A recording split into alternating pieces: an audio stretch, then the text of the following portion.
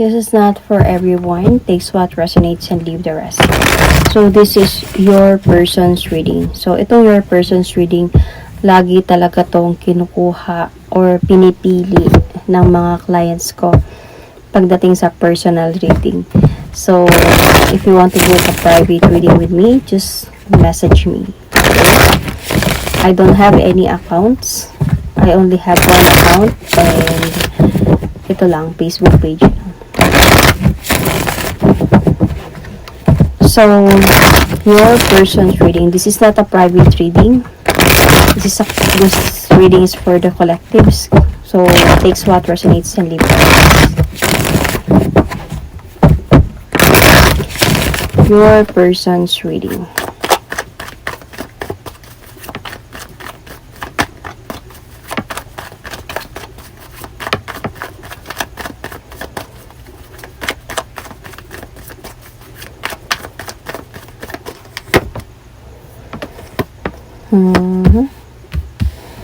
So, nasa point kayo ngayon. Meron kayong cheating issue ng person na to.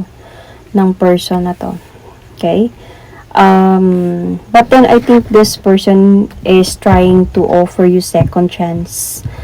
And you are might be disappointed sa mga nangyayari and not happy about it. But yung person mo is trying to offer you second chance here. Trying to offer you also like goals together, ayusin na to, ganyan. Kasi maybe yung person mo nakapag-decide naman din talaga siya dito na ayusin yung sa inyo, balikan ka, mag-offer sa'yo ng second chance. Pinag-isipan niya naman to ng mabuti. Parang nagkaroon sa kanya ng clarity na, ay balikan ko siya kasi mahal ko siya, gusto ko siya makasama, parang ganun. So,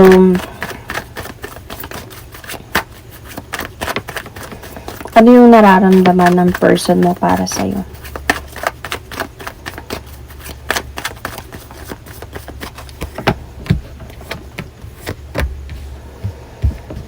Parang meron siyang feeling na gusto niya mag-effort back to you.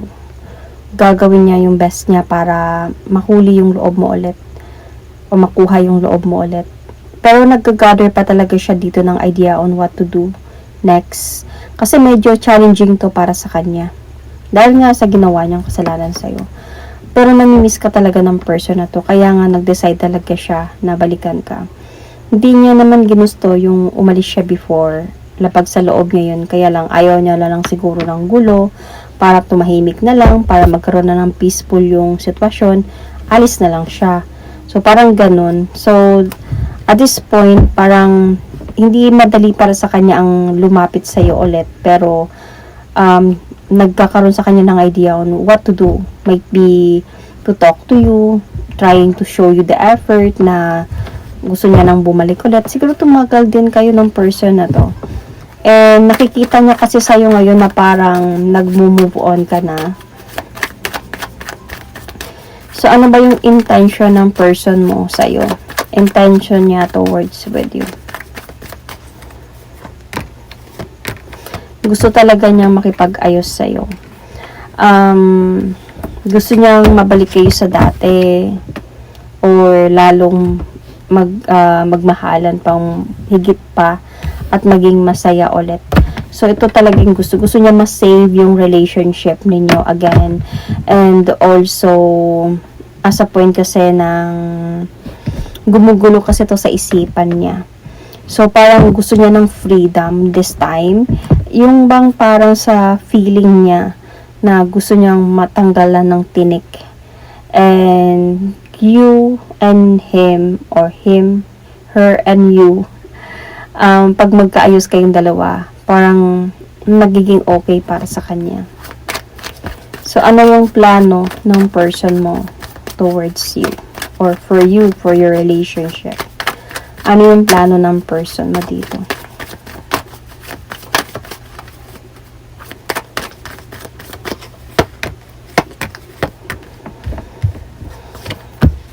Okay. Plano niya talaga dito na mag-sorry sa'yo. Yun yung pinaka-plano niya. And plano nga niya to save your relationship. and to focus on your relationship na din again. So, ito yung mga plano niya talaga. Hindi niya pa to sinasabi sa'yo. Syempre, I think hindi, nasa point pa siya na nag-first move pa lang siya ulit eh. Nandun lang sa kanya is hindi siya sure sa pagdating sa'yo kung tatanggapin mo ba siya or hindi. Kasi nakikita niya kasi parang okay ka na wala siya eh. Parang nag-move on ka na okay ka na.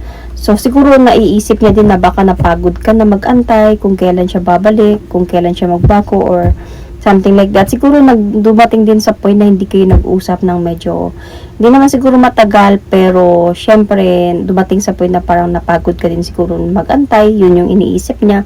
So, siguro mga months, ganyan. So, ang dahil sa na-realize niya na mahal ka talaga niya.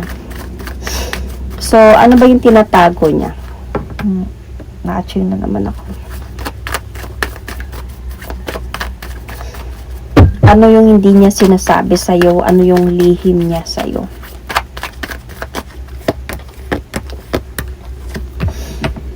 Honestly, etong person na to, okay. This person really did betray you. Yung cheating na nangyari, I think nagkaroon talaga to ng clarity sa'yo. Kaya kayo naghiwalay. And, but then, this time around, parang this person wanted to take that leap of faith. Yun, na-achieve ako.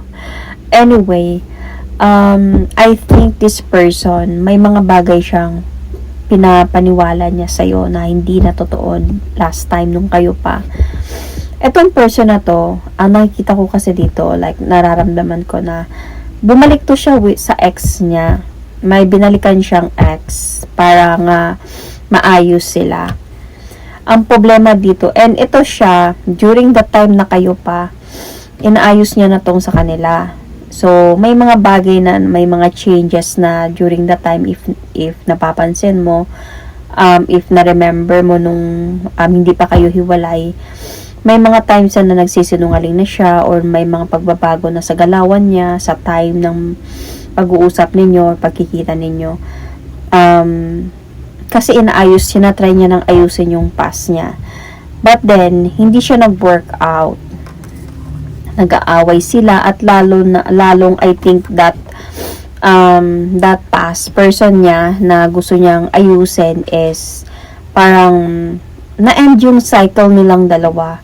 Parang hindi nag-work out talaga. So, dumating sa point talaga na halos hindi siya makatulog sa gabi thinking about this. Kumbaga natuldukan talaga yun sa kanila. Kaya siya bumalik sa'yo. Bumalik siya sa'yo na gusto niya nang ayusin tong sa inyo, mga ganong mga bagay. Nagplano pa to siya. Kaya pala dito, sabi ko, naisip niya, 'di ba, na baka napagod ka nang mag-antay sa kanya. Dahil nga, dumating sa point ng ganyan, siguro months talaga to na hindi kayo nag-uusap kasi tinay niyang ayusin yon and hindi din nag-work. Kaya siya nagplano na bumalik sa'yo. And maybe this time around, nagtatry na siya ng first step sa pagbalik sa'yo. So, ano yung gusto niyang sabihin sa'yo? Ano yung gusto niyang sabihin sa'yo? Na hindi niya masabi-sabi sa'yo. Wait lang. Ayusin ko muna.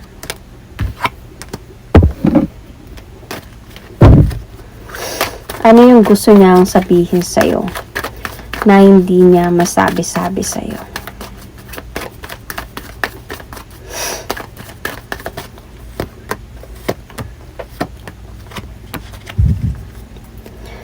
So, I wanted to talk to you talaga to give you the clarity.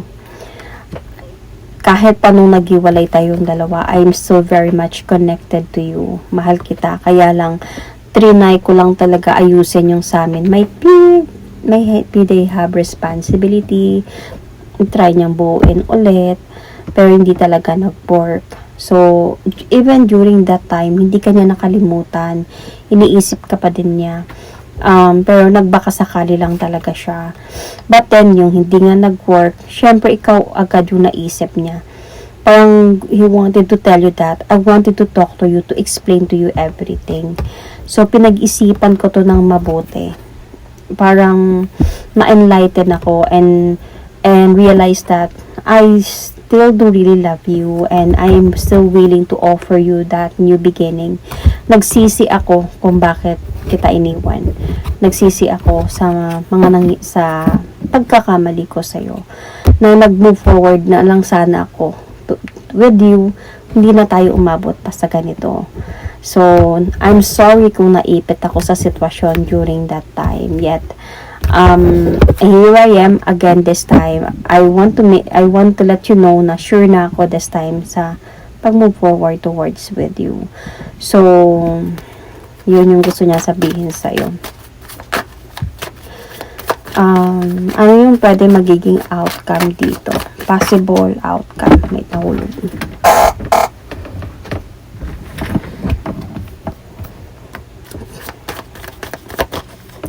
Possible na magkakabalikan pa kayong dalawa. See.